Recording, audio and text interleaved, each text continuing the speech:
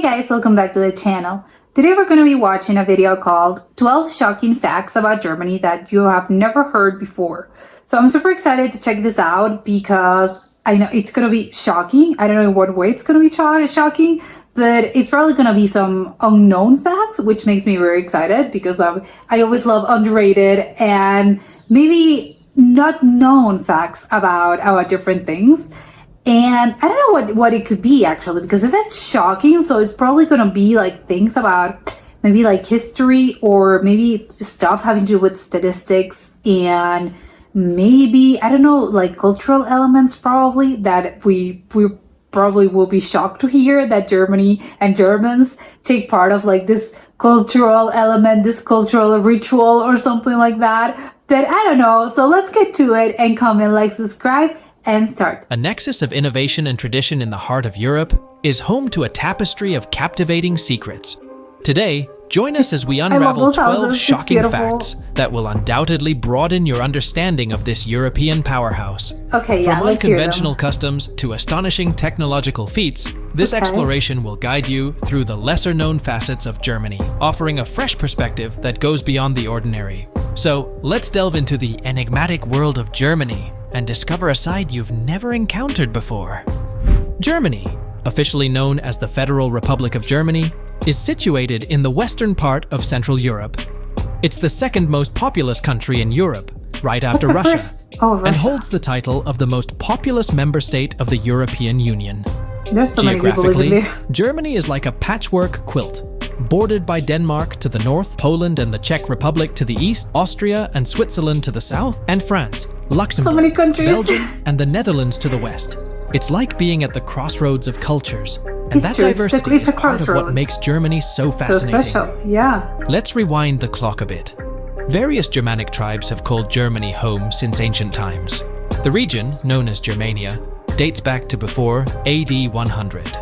Fast forward to 962, and we see the formation of the Kingdom of Germany, a major player in the Holy Roman Empire. The 16th century brought about a significant change. Northern German regions became the heart of the Protestant Reformation. After the Napoleonic Wars and the end of the Holy Roman Empire in 1806, the German Confederation was born in 1815, setting the stage for the formal unification of Germany. Then, on August 18, 1866, the North German Confederation Treaty was signed, laying the groundwork for the birth of the German Empire in 1871. However, the road to modern Germany wasn't without its twists and turns, including the turbulent times of World War I, the German Revolution, and the rise of the Nazi regime. Yeah, like so many things happening. After World War II, Germany found itself divided into two separate entities. West Germany, officially the Federal Republic of Germany, and East Germany, the German Democratic Republic. The Berlin Wall stood as a symbolic division until the reunification on October 3, 1990. Bringing the nation back together. Today, Germany stands tall as a global powerhouse. With the largest economy in Europe and the world's third largest by nominal GDP, Germany is a force to be reckoned with. It's a leader in industrial, scientific, and technological sectors, in everything, boasting the third greatest number of UNESCO World Heritage Sites. But it's not all about industry and history. Germany is a developed country that cares for its citizens. It offers social security, a universal healthcare system, and even tuition-free university education. No wonder it's a member of prestigious international organizations like the United Nations, European Union, NATO, and more. Number 1. The legal drinking age is 16. We all know that different countries have different rules when it comes to alcohol, but Germany takes things to a whole new level. In Germany, you can start sipping on undistilled alcoholic beverages, like wine and beer, when you're just 16 years old. That's a 5-year gap compared to the United States. Yeah, I bet some of you are already raising an eyebrow. No, I'm not. I'm like, great. The German law allows teenagers, starting from the age of 16, to enjoy the lighter side of alcohol. You know, the good old wine and beer, without not a hard alcohol by their side. It's like a rite of passage into the world of responsible drinking. When it comes to distilled spirits, the game changes. Germans, young and eager, still have to exercise patience and wait until they hit the big one, that's 18 for those keeping track at home. So, while you can enjoy that frothy beer at 16, the stronger stuff will have to wait until you're officially an adult. It's think like that's a boozy good. countdown to freedom. A boozy Number countdown 2, to freedom. 1,000 different types of sausages. So When many you think sausages. of Germany, the first thing that probably comes to mind is their delicious sausages. But did you know that the variety is so vast that it surpasses the imagination? Over 1,000 I different can't types even of imagine so sausages. many. Each one is sausages. a unique flavor experience. Yeah, how do waiting you to be even come up with explored. 1,000 flavors? Let's start with the heavy hitters, the sausages that have made a name for themselves on the global stage. Like the bratwurst? We've got the classics like Bratwurst, Weisswurst, Frankfurter, Knackwurst, and Teewurst. These aren't just names, they are a journey into a world of savory delights. Each I'm wondering variety what has do its they own have? distinct characteristics, and the secret lies in the blend of spices used to flavor them. Of course, it's the spices, yeah. Here's a pro tip for anyone planning to visit Germany.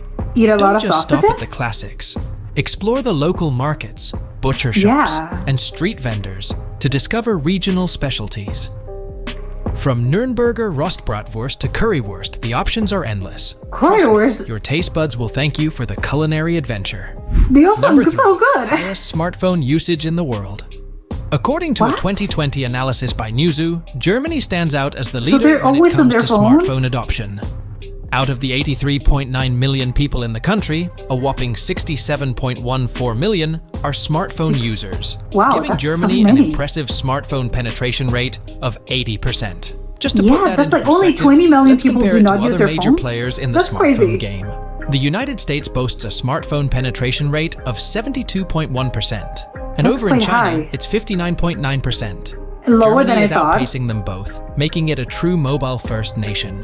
So, That's what's driving crazy. this smartphone revolution in Germany? Well, Yeah. it turns out that most locals are tapping into the digital world through popular carriers like Telekom, Vodafone, or O2. These giants dominate the German mobile landscape, providing reliable services to millions. Number 4. Numerous unexploded bombs in Germany. That World seems War II dangerous. had a profound impact on many countries, and Germany was no exception.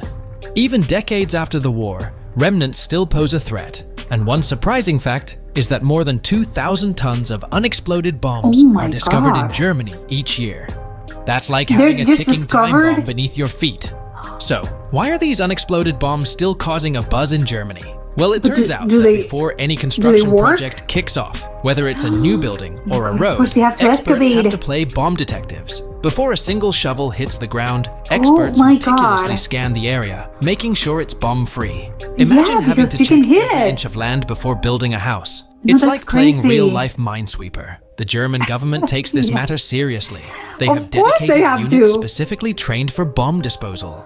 These experts work tirelessly Wow. to neutralize the threats and keep the public safe. It's a challenging That's job, so but crazy. someone's got to do it. Number 5. Prison escape is not illegal in the country. You might have heard of some unusual laws around the world, What? but Germany takes it to a whole new level. Picture this. What if I told you that in Germany, escaping from prison is not actually illegal? The land of sausages, beer, and efficiency has a I was thinking, surprising well, philosophy when it they comes won't to catch prison me. breaks. What are they gonna Unlike do? most Put me countries, in jail again? Germany doesn't slap you with extra charges just for trying to make a run for it. Why on earth would they allow something like that? Well, it's all rooted in a rather fascinating philosophy. In Germany, the powers that be consider the desire for freedom and escape to be a basic human instinct. Yeah, So, oh, when someone okay. tries to break free, they They're aren't just following automatically their hit with instinct. charges for attempting an escape. Number 6. Oh my Tallest God, I love church it. in the world. Meet the Ulm Minster, standing proud at a staggering 161.5 meters or 530 feet tall. That's How- right, folks, I don't know how tall that 530 is. feet of architectural brilliance. This masterpiece was intentionally designed to surpass the Cologne Cathedral, which itself is no slouch at 157.4 meters They were just or fighting. 516.4 feet. Why build it so tall, you ask? It They turns wanted out to that this beat a was a bit record? of friendly competition. Oh yeah, The okay, folks so it's behind friendly the Ulm competition. Minster wanted to outdo the Cologne Cathedral by a couple of meters. It's like a historic game of architectural one-upmanship. Yeah, everyone wants to be Imagine the better. dedication and skill it took to achieve such heights back in the day. Yeah, But when it's was not it just built? about the height. The Ulm Minster is a marvel of Gothic And architecture. where is it? As you step inside, you're greeted by awe-inspiring stained glass windows, intricate sculptures, and a sense of grandeur that truly stands the test of time. Well, of course, it's so It's so not just high. a church. It's a like, living what? It's so testament to the tall. craftsmanship of its builders.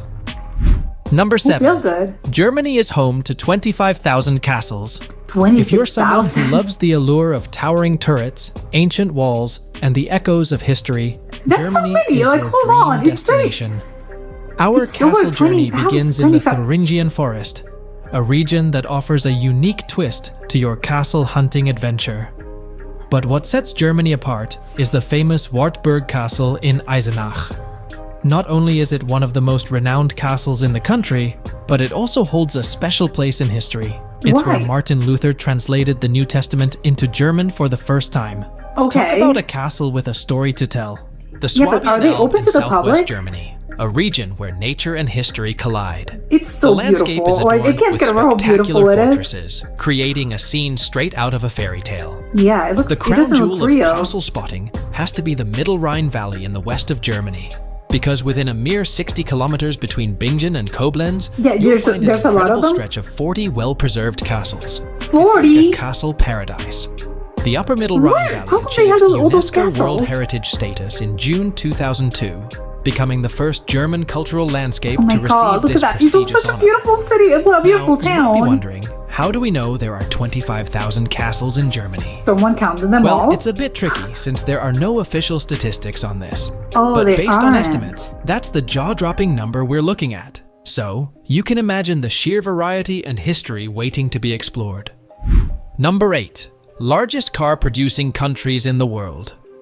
When it comes to cars, Because Germany they is export an them, I'm absolute guessing. heavyweight. Of Just course, think they about it. export them. Audi, BMW, Mercedes-Benz, and Volkswagen. These names are practically synonymous with precision engineering they have so and many cars. automotive excellence.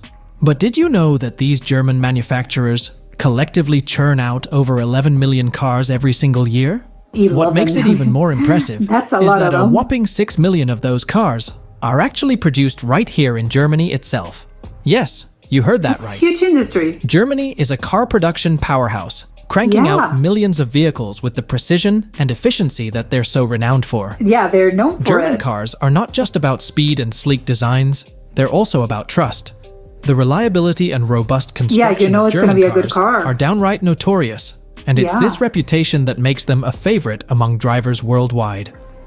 You've probably heard the saying, Germans don't play when it comes to cars.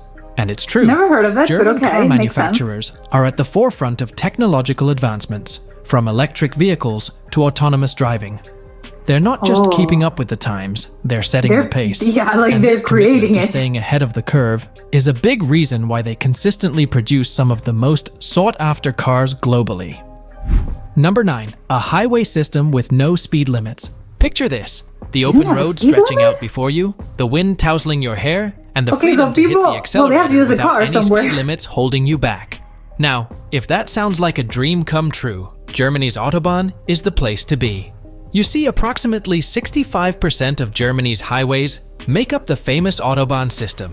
It's a network of roads that's not only efficient, but also known for its unique feature: the absence like- of general speed restrictions. It's like whatever Now, you don't want to get do. too carried away with the idea of pushing your pedal to the metal Okay, yeah. indefinitely. How does it work? Contrary to the popular belief that the Autobahn is a speed demon's paradise, People- oh, yeah, like, it's excessive insane. and dangerous speeds It's can lawless. indeed get you into trouble.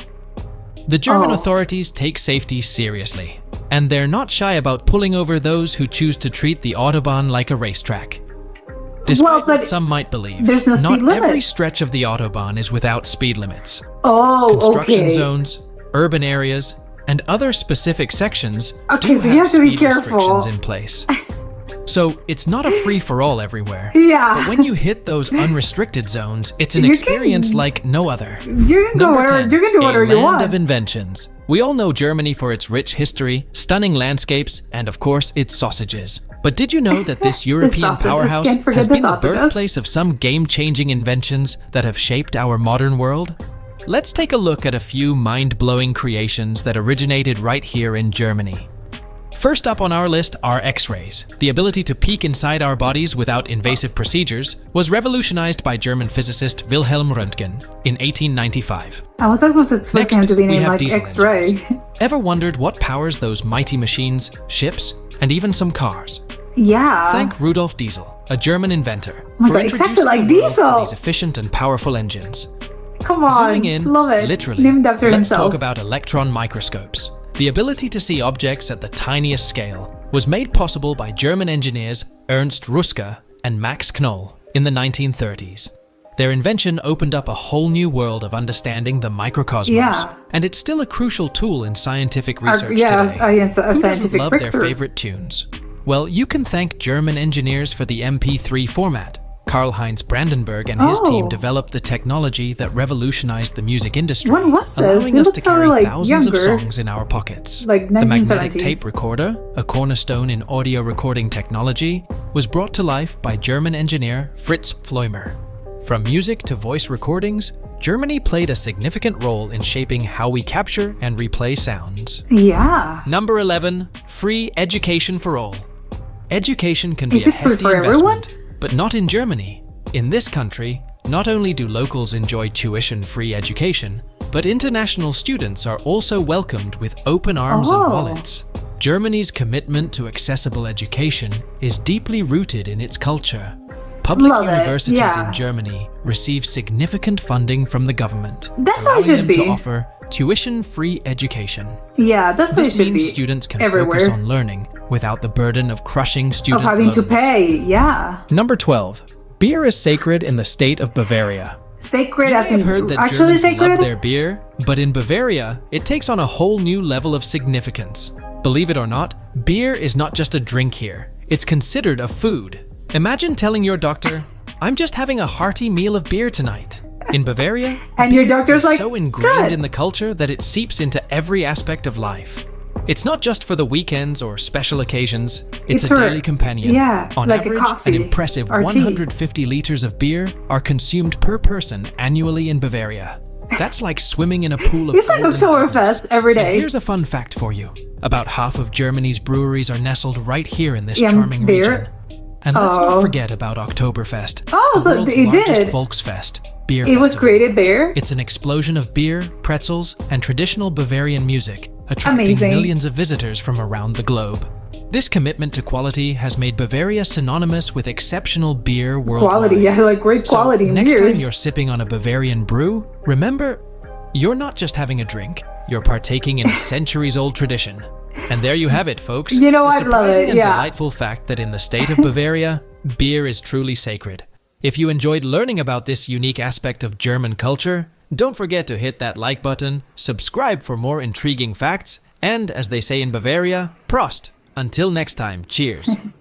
Germany, a next Yeah, I think it's very like I love the fact of like that last fact of like it's sacred and it's like it's considered a beer is considered a meal. You know, you don't actually it's not like it's not a drink. It's an actual like I'm actually like I'm fueling my body with vitamins, and it's like I'm actually drinking a beer. I'm not eating like a salad or some vegetable. I love it. But I love the fact that it's instead of thinking it as, hey, you know, like I'm drinking, it's like, no, I'm participating in an ancient ritual, because obviously they have such a centuries, I think at this point, centuries long tradition of like creating great quality beer, that at this point it's like, yes, actually, you know what? I am honoring like all the ones that came before, and this is an ancient ritual that's been going around for basically centuries. So I love it. I love it every time that I'm drinking a beer now. I'm going to be thinking of Bavaria and how they